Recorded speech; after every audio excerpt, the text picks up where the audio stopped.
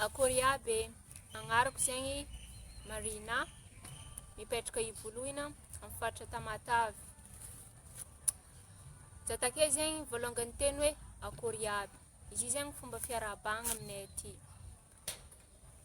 Ny teny gasy ofisialy zao miteny hoe salame na koa manahôny.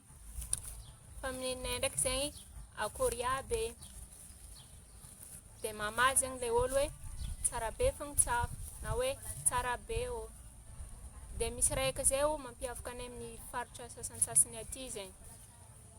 Ohatra zegny avitanao i olo nandraigna ka niarabenao izy, de avake izy mbola hitanao koa izy avake na de mbola mandraigna zandro, de arabenao izy hoe mbarakale, mbarakale. De mamaly aminjaiky zare avake hoe tsara be fogna tsafo e. De karan'igny fogna zegny ataonay isanandro.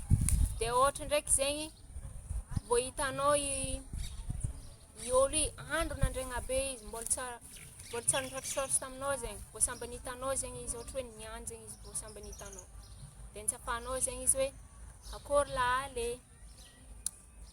De mamaly zegny zareo tsara be lahaly. Misaotra betsaka zegny miaina hatramin'ny farany.